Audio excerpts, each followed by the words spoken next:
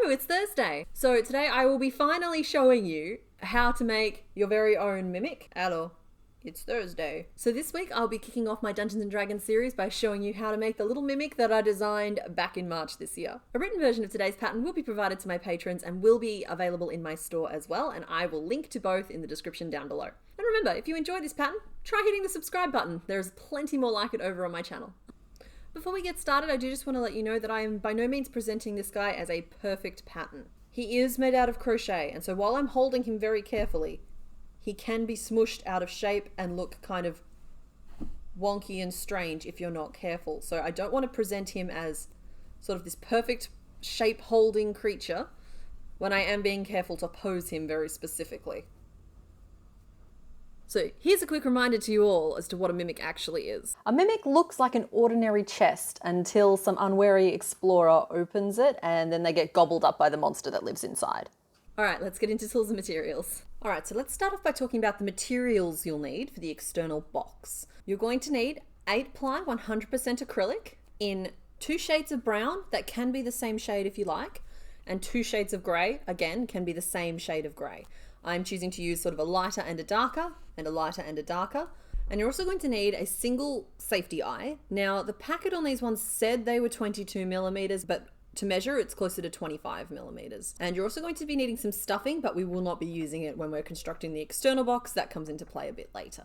So the reason that I'm talking about materials first is because the tools are a little bit trickier this time. So because a lot of the pieces on the external box are going to be constructed with 2 strands of yarn held together, you might need to use different hook sizes to what I'm using. I have prepared for today my 3.5 millimeter hook for when I'm working with a single strand. That's pretty standard and you'll hear me talk about that pretty often. What I've also got here is my 5.5 millimeter hook, and a couple of things went into making the decision to use this particular hook.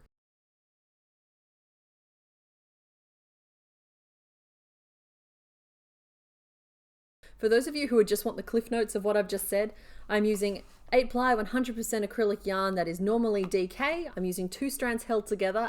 It comes up at 10 wraps per inch, and because of that, I'm using a 5.5 millimeter hook. Clear as mud? Okay, great. Okay, so we've done the outside of the box, and now we're going to be looking at the inside. So you're going to be needing 2 colors for the throat, and I'm going to be using these 2 for that. You're going to need some black for the middle of it. Got some here. The tongue on this original is blue, but I'm going to be using a bright purple for it today. And you're going to need a couple of shades for your teeth. Now you can do these all in one color if you would like, but mine are done with a darker cream at the base and then a lighter cream at the tip. And today I have kind of this beige color and I've got some white. So those are the 2 tones I'm going to be using for my teeth. Now the inside of the mouth is all worked using a single strand, so you will just need your 3.5 millimeter hook. So we're going to be constructing the external box first, and that includes all of the sort of straps and handles and even the eyepiece and even assembling all of that. And then we will move on to the creaturey part thing. So there'll be a part 1 and a part 2 all in this video. Let's do this. So to start with, I'm going to make 2 domed pieces for each side of the lid. So grab the 2 strands of brown you're going to be working with. Now, I have preferred previously to work with a darker shade of brown. I've swapped to lighter today just for ease of filming. I think the camera picks it up a little better. If you haven't worked with a double strand before, it's exactly the same as working with a single strand. It's just you're holding both strands. I don't know how else to explain it. But note that I've got both strands here. I have my 5.5 millimeter hook, and I'm going to start off by chaining 13. Just like that, and you can see how the double strand gives you that really interesting kind of mottled color to it. So then all of these pieces are worked as kind of flat pieces that we're going to assemble into a box. So I'm going to turn, and starting in the second chain from my hook, I'm going to do 12 single crochet back along that edge. So there is the start of our piece. So you can pause here for the instructions. We're going to work 6 more rows to build up this piece and finish off. Okay, so you'll note that this piece gives us a side with ridges where those front loops are sitting, and then we've also got this side 4 distinct kind of chunks of stitches to it. I consider this side here, the side without the extra loops on it, to be my front. So this will be the part that I'm showing externally. However, on previous ones, I have used the side with the loops on it as my front, so it's entirely up to you which side you prefer. Just try and keep it consistent throughout all of your pieces. Okay, so you're going to want to make 2 of those arches. And next up, we're going to be making one big rectangle. And what that rectangle is going to do is curve to form the top of the box. So in terms of how big we want that rectangle to be, this length here is going to be the length of it. And then the width of it is going to be how wide we want our mimic to be. Now, all of these pieces use the exact same construction method of working up flat pieces with a chain one and turn at the end of each row and work them with a double strand with your larger hook size. So pause now to make the top of the box. So there is the top of my lid. Now, if you were worried that you lost track of how many rows you did exactly, it's kind of one of the benefits of doing these little back post ridges is that you can count. So you should have 9 in total and then 1 extra row of stitches at the top. And that's how you know that you have done all of the rows. So I'm going to finish that piece off now. Just like that. And once again, my ridges, I'm going to have them on the inside of my piece because I think this gives a nicer look. All right, so now that we have the main foundation pieces for the lid, we're going to go and add the grey edge to each of the pieces, which is what we're going to use to help join them together.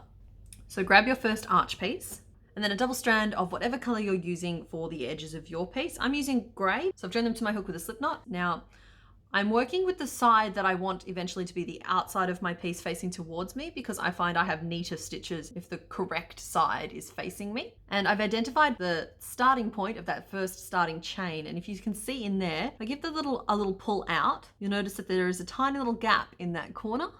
And that is where I'm going to insert my hook. And that is where we're going to start working around the outside of this piece.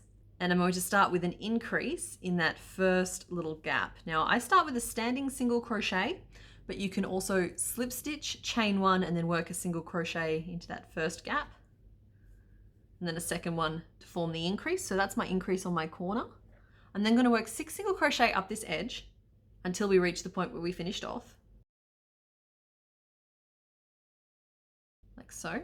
So then there are 6 stitches along the top and we're going to work a single crochet into each one of those. Like so. I'm then going to work 6 single crochet down this side until we reach the other bottom corner. So then into that final corner, we are going to work an increase again. So 2 stitches into that one opening. And then we're going to put 10 single crochet along the last remaining side. Like so. And then just to finish this whole edge off, I'm going to insert my hook through the first grey stitch that we did, and I'm going to slip stitch to it and then finish off. So that is the first piece of our lid finished. And I'm going to repeat that process on the second part of the lid. So now we need to just add the edging to the top of our lid. So once again with our grey, and you're going to identify your starting corner, and it should be fairly obvious based on what looks like a foundation chain and what looks like single crochet. So this is our starting corner. Once again, with the side I want facing out, facing me. Pull on that starting chain, and once again, you can see that little gap where we're going to start off, and we're going to start with an increase. I'm then going to work 18 single crochet up that edge until we reach the other corner. I'm going to insert my hook into that corner, and we're going to put another increase in, like so. I'm then going to work 16 single crochet across that top edge, like that, then an increase in the corner. Then turning the work, we're going to work 18 single crochet down the next edge, an increase in the corner, and then 16 single crochet back to our starting point. I am then going to once again insert my hook through that starting stitch that we made, slip stitch, and finish off. Okay, so there are the 3 finished pieces of our lid, and what we're going to be doing now is actually assembling this part, just so that we don't get too fatigued on doing the same rows over and over and over and over and over and over and over. Okay, so I'm going to be doing this part of the assembly with my giant plastic needle and a single strand of my grey. So first up, I'm going to find my corner increase, and I'm going to find the stitch closest to the flat edge at the bottom and attach my first stitch marker. Now that bit there is going to attach to the first stitch in the increase we made in our first corner. So those 2 stitches are going to join together, and then there should be 22 stitches along this edge up to the end of the second increase we did. So see, I've got 1 stitch there and 2 stitches there and there. Okay, and with that I'm going to grab my needle with wrong sides together. So right side's facing out. I'm going to stitch these 2 pieces together matching each individual stitch to each individual stitch. And I'm only going to be stitching through the loops that face each other. Now, what I mean by that, see, I'm just through that internal loop and matching it up wrong sides together. I'm just going to pick up that internal loop. Just going to stitch through that first pairing a couple of times to lock my yarn in place as I sew the rest. Then I'm going to just work my way around the edge of the piece, matching each stitch up with its pair and just stitching through those inside edge loops. Now, as we work our way around, the stitches don't line up quite as nicely, but if you give the flat piece a little bit of a tug, you'll find that you can pull them into position. And that's where we're finishing off, so I'm going to stitch through those 2 stitches a couple of times as well. So there is the first half of our lid joined on. So because we've only stitched through those internal loops, we get this nice hard edge on either side of the grey, which helps sort of enforce the idea that it's metal banding and not squishy yarn. And I'm going to do the same thing on the other side. Right, so that's the second edge attached there. So we do have a lot of like loose ends and such flying around at the moment. So I'm going to take this moment to clean all of those up. Okay, so we're just going to pop that bit to one side and we're going to start working on the base of the box. So the base is made up of 5 pieces in total. It's made up of 2 smaller end pieces, a front piece, a back piece, and the base of the box itself. All 5 of those pieces are constructed in the same method we used to construct the top of the box. So we're just going to construct them one at a time now. So first up, we'll make 2 side pieces.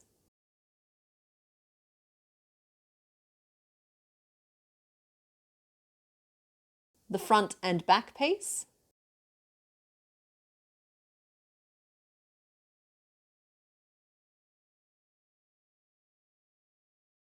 And the base.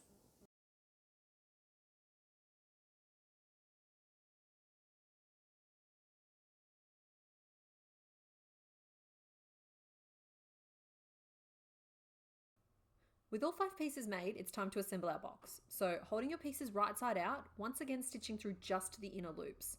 So I matched my stitches up and stitched the 4 edges to the base. I then stitched up each side to form the box. And that's how those 2 pieces will fit together. But for now, pop them to one side and we're going to make the bits and pieces that decorate the outside. To start off with, we're going to make 2 long straps for the lid and 4 short straps for the box. Next, we're going to make 2 handles. We make a long tube and then curl it around into a circle. And finally, an eyepiece. So for the eyepiece, we work up the first 3 rows in a continuous spiral and then swap to working it as a flat piece, chaining 1 and turning at the end of each row. We then insert our eye through the middle of the magic ring, but do not clip on the back yet.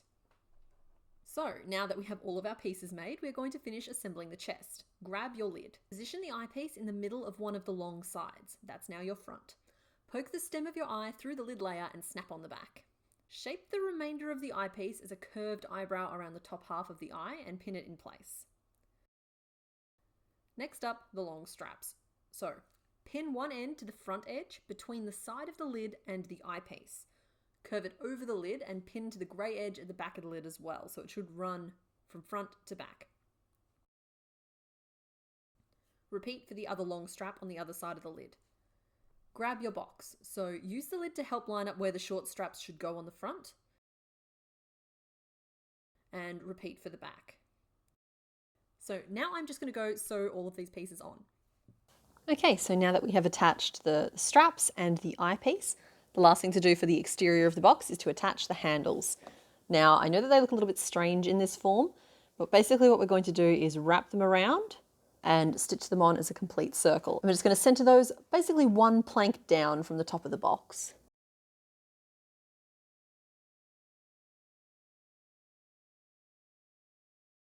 So as you can see, I am just stitching them on in the center top piece and I'm leaving the rest of it free. So I'm going to finish off this side and just repeat the process on the other side of the box. Just like that. So now the final thing to do to finish off the outside of our box is to attach the top lid to the bottom section. So line your lid up. And what we're going to do is, just like we assembled all of the other pieces, we're going to match stitch for stitch.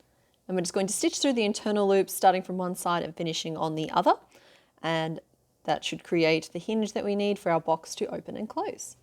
Now it should be noted that you can add cardboard pieces to give your box a little more structure, or you could add a wire frame.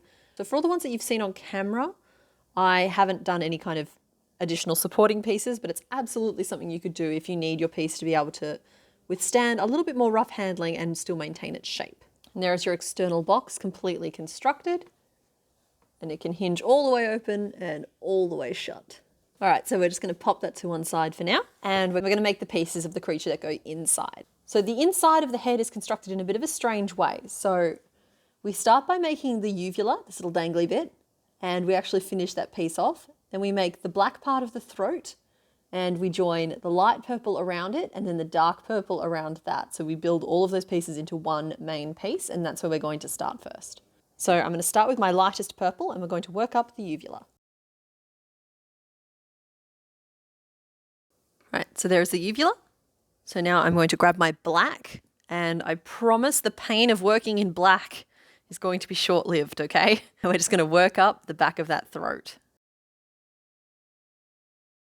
So in the final stitch of that round, I'm going to change to my light purple colour. So I do that by inserting my hook into the stitch, yarning over with the old colour and pulling up a loop. So I have 2 loops of the black on my hook. I then pull the rest of it out of the way. I grab a strand of my lighter colour, which is the same colour that I used for the uvula. Golly, I'm going to sound silly if that's not the right name for that piece. And I hold it alongside it as well. So you see off the back here, I've got the purple and the black coming off. I'm pinching both colours at the base of the stitch, and I'm going to yarn over with my new colour and pull it through the 2 loops on my hook, and then tug the tails to tighten that stitch down. So in doing so, I have now changed to my light purple colour, and we are finished with the black. So we are now going to front post around the black piece, and we're going to join our little uvula piece as we go. So we're going to start by front posting 7 stitches. So to front post, we insert our hook from the front of the piece back around to the front of the piece, and then complete our single crochet that way. And we're going to do that 7 times.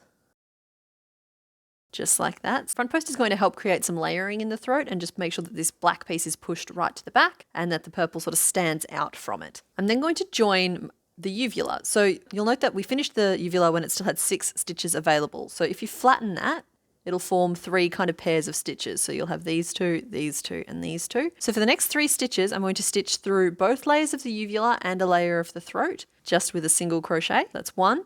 I'm going to go through the middle 2 stitches on the uvula there, and the next stitch of the throat, and single crochet, and then the last 2 stitches of that little piece, and the next stitch of the throat. So now we have our uvula attached. We're now going to swap back to working in front post and do 32 more around, which should take us back to our starting stitch. So now we should have 42 stitches around in our purple. Now, if the way your uvula is sticking up is bothering you, you can just go ahead and put a little stitch and fasten it down to the back of the throat if it's something that's bothering you. All right, so now we're going to work one more round in our light purple and then swap to our dark purple to build up the square of the throat. And I should let you know that if you're a purist about crochet and think that things need to follow certain rules, the way I construct this piece is probably going to infuriate you beyond all reason. So be prepared for that.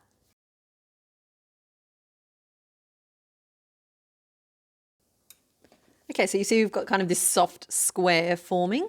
The rest of this piece are going to be worked in very free-form kind of manner, but it's where the real magic happens. So we're going to start by doing 7 single crochet.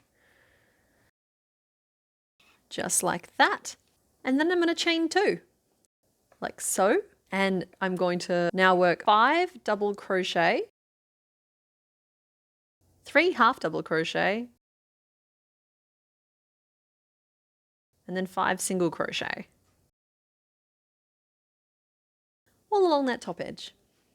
So we're then going to work 3 half double crochet and then 5 double crochet, which looks exactly like that. And now we're going to work backwards and forwards just along that top edge to build up a rectangle a little bit more. So we're going to chain 2 and turn. And note that this doesn't look quite like a squared edge yet. That's fine. So chain 2 and turn our piece. So this is the back of my throat. And we're going to put 21 double crochet back along that row. And when we reach the end of that row with our 21 stitches, I'm going to chain 2 and turn. And we're just going to repeat that row across the top again, like so. Okay, so here's where a little bit more anarchy will kick in. So what I'm going to do is turn the piece so that I'm working down this side now. And I'm going to put 2 single crochet into the side of each of those double crochet. So there should be 6 single crochet in total, 2 in each of the double crochet down the side, like so. I'm then going to put 17 single crochet into the stitches down the rest of the side, with the first stitch going into the same stitch as the double crochet.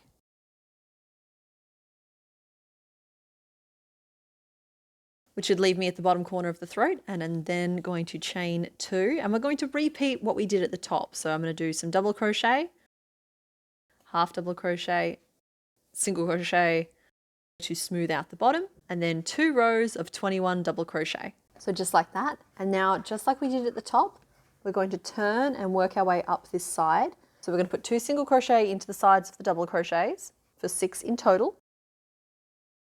And then we're going to slip stitch and finish off. So there is the start of our throat piece. And just so that you have some idea of how that'll fit in, it will be attached at the top and at the bottom, which will hold your lid open only to a certain extent. And then as you close it and open it, it'll give you a little bit of movement. Now, what you might notice is that when we've put this throat piece in, is that there is these gaps at the sides. And so we're just going to add some gussets to the side of this now. In order to do that, I'm using more of my dark purple. And I'm going to join in the bottom corner. Now you can slip stitch and then chain 2, but I'm going to do a standing double crochet. So there is our first stitch, and I'm now going to work 20 more double crochet up the side until we've done 21 in total. So 21 double crochet should bring us roughly even with the top of that throat. And what we're going to do now is chain 2, and we're going to repeat that once down and then once back. Okay, so we are going to chain 1 and turn, and then we're going to put in 3 slip stitches. And then we're going to chain 2 and work 18 double crochet along the rest of the row. Like that. We're going to chain 2 and turn, and we're going to work 17 double crochet up the side and then finish off. And what a wonky delight this piece is. So now we're going to repeat that whole process on the other side, keeping in mind that the first few stitches on the other side of the throat are the sides of double crochet, not single crochet. So work 2 stitches into the side of each double crochet, and then it'll be business as usual up the rest. And there is our throat piece. And next up, we're going to make him some teeth. All right, so there are 6 teeth to make, and I do recommend using 2 different colors if you can. So I'm using sort of a beige and a white for mine. So I'm going to work up the first 3 rows in my darker color. Then I'm going to change to my lighter color, which for me is white, and work the last 4 rows. Now I don't stuff this piece, but I do tuck all of the tails inside to give it a little bit of padding. So I finish off, and then we have 4 stitches left around the top, and I'm just going to pull the tail through each of those and pull it tight like a little drawstring bag. Gives you a nice pointy tooth. Then I'm just going to tuck that tail inside as well. So there is our tooth, and you're going to need 6 of them in total. Okay, so the last bit that we need for inside the head, we're getting close now, is the tongue. So on this guy, he's got quite a large blue bulbous tongue. For the official pattern, I decided to make a smaller one, that one that fits better inside the mouth, because this guy here has this problem where he's perpetually blemming at the camera, you know, just like the poking out of the tongue just a little bit. So grab your tongue color, which for me is this brighter purple, which is a little bit tangled in and of itself. Give me 1 second. And we're going to start just by building up a couple of rows, just like that. So we are now going to work the rest of the rows, sprinkling in some triple crochets just to give the tongue that really bobbly texture. Basically, just to give you an idea, for row 3, it starts with a single crochet, then it says to do a triple crochet, which will look just like that at this point, and then we do another single crochet. So go to the next stitch over, do a single crochet, and it's popping out the wrong side, so just pop it out the front. And that gives your tongue a little bit of a bobble, and those are worked sort of on and off throughout the next few rows. So we're just going to do that now. All right, so now that we have all of the pieces that we need to make the inside of our mimic, we are going to start our final assembly. So first up, we're going to attach our tongue to our throat. So how we do that is we have an open side to our tongue. And you'll note that I've stuffed it just slightly, just to help it hold its shape a little bit. And what I'm going to do is line up the bottom side of the tongue, which is the non-lumpy side, with the ring of stitches that we did in our lighter purple. So that's that first ring of stitches around the black of the throat. I'm just going to pin that in place, like so. And then we'll be sewing the top part of the tongue a couple of rows up in the black. So you can see that there. So the tongue itself sits kind of nestled in the bottom part of the ring of the throat. So I'm just going to take a little of my tongue colour and sew that into place now. Just like that. So now that tongue is permanently attached and it passes the tug test. So the next thing we're going to be doing is attaching this into the box itself, which can be a little bit tricky. So basically we're going to do some crochet origami to fold this piece into the right shape. And we're going to start with the bottom edge. So because of the way we did our sides, you can tell the difference between what is a side flap and what is our main base piece. So what we want to do is take our main base piece and we're going to pin one row down into the brown so that you can see a clear stripe of grey, a stripe of brown, and then we'll have our purple. And we're going to pin along that bottom edge.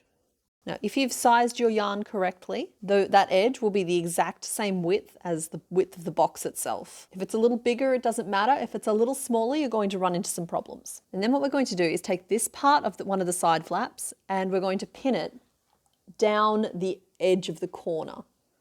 So I'm just going to fold that down and in, and I'm holding it down this edge here, being careful not to stab yourself. Pin that in place and repeat the same thing on the other side. So that's what it should currently look like. Before we go any further, what we're going to do is take a moment and we're going to sew using some of our brown up the corner, along the front and down the other side. And we're doing it now so that we can turn it and see inside it and just make sure that we're getting through all of the layers properly. So stop and do that now. Now make sure that you still leave that little bit of space at the top because we need to leave room to attach the teeth and for the upper side to close as well.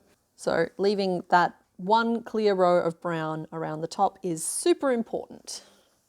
You can also take this moment to reinforce the corners of your box if yours are sagging just a little bit, which mine are. Just a couple of stitches does the trick there. What have we learned?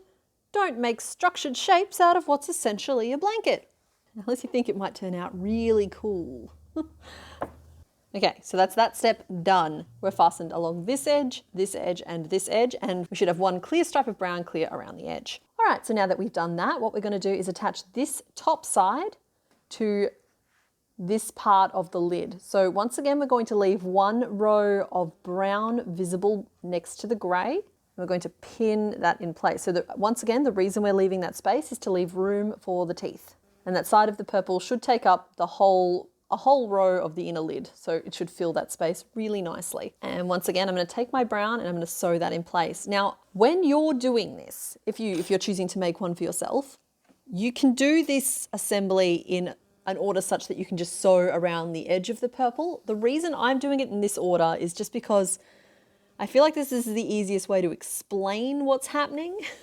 And because it is such a strange shaped piece, and it's certainly not one I've ever, this method is certainly not ever one I've encountered anywhere before, so I don't know if any of you will have any sort of experience to draw on when doing it, and so I figured I'll assemble them in the order it's easier to explain in, and then you guys can assemble them in whichever order you like, or whichever order you find the easiest. Okay, so now that's attached there. I'm just going to take my pins out, make it nice and safe. And now what we have is it's secured at the top. It's secured at the top and it's secured at the bottom, but the sides are still all loose and, forgive me, flappy.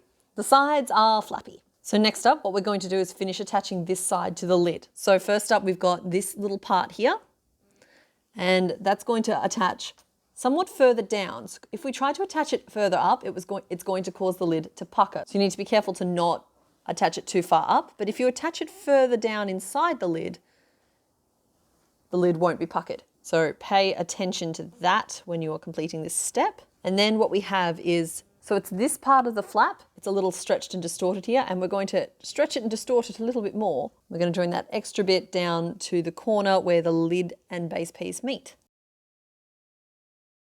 Like so. And at this point you should have a pretty good idea of what your little snapping dude is going to look like. So we're going to sew down each of those edges there now.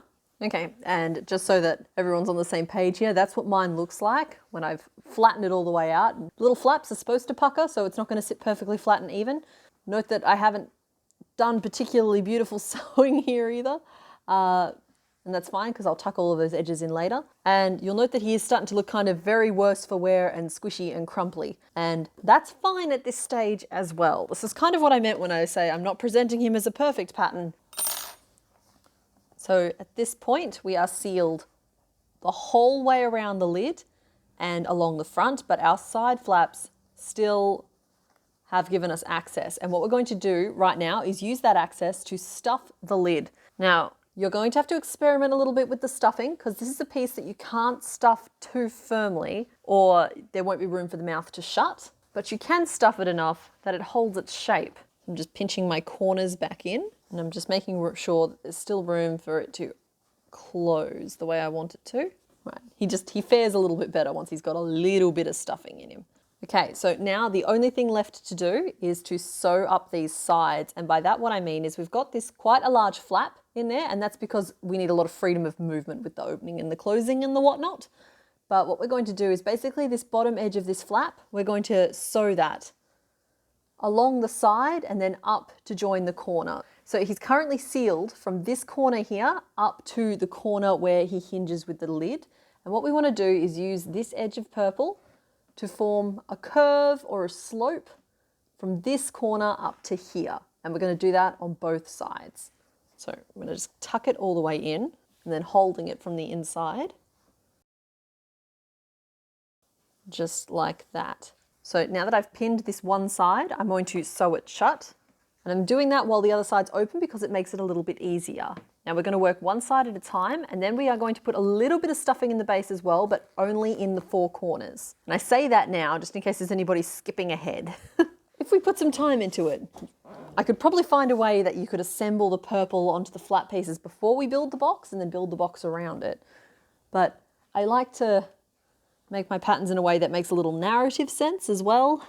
And I have really done my best here to bring you this one. I had some concerns about whether or not it was one that was going to even be able to be communicated in this forum, whether or not it was something that could be replicated. I've done my best and I hope you like him. All right, so that should now be completely sealed from this joint up, around, over, down, along, and down to this bottom corner as well. And now we're going to take just a little bit more stuffing and I'm going to fashion it into sort of little puff balls. And we are just literally going to just stuff the corners. And the reason for that is that all of this fabric and this tongue have to fit down inside your mimic when it's shut. Otherwise it won't shut. If you want him permanently open, stuff the whole thing as firmly as you like. And you'll see me once again pinching those corners back into place. See, okay, here's a good example. So I've overstuffed him and I can tell because when I push to close him, he pops back open. So I'm going to take some of that stuffing out. Pinch, pinch, pinch. And we'll try again. There we go. So with that, he can sit shut-ish. And I'm going to take this moment to, it's a little trickier, but we're going to pin again from this corner up to this corner and we're going to sew that shut as well. Okay, remove all pins and then give your mimic a once over because I guarantee there'll be lots of little ends sticking out all over the place. And you're going to want to tuck all of those in. All right, now we're going to just pinch, pinch, pinch our corners back into place. It's a good thing that crochet kind of wants to do what you want it to do. Wah! That's where we're at the moment. And now we are just going to do a little bit of dentistry. So when it comes to the teeth, we're going to grab two and they're going to be fastened into the corners at the top of the mouth. Now doing this actually will help reinforce the corners of your box as well and will help it hold its shape a little bit more. Just like that. Check to make sure that they fit when the box is closed. And if they don't, move them in slightly. So mine fit. All right, so there are our two top ones. And then we have four that we're positioning along the bottom. So the first two will line up with your leather straps. And when the mouth is closed, these should fit just on the inside of those ones on the top, like so. All right, and then we have two more, and these ones here attached to the side, and they're roughly level with the front edge of your handles. All right, so give it one final check to make sure that it closes, keeping in mind that the pins are wrinkling it slightly. And when you're happy with the positioning, sew all of your teeth on. Okay, so that's it for today's pattern. So just in case you were interested on how I went about designing him in the first place, I will link to that video here. And if you're looking for another project to work on today, you can click here for a playlist of my free patterns. Okay, bye.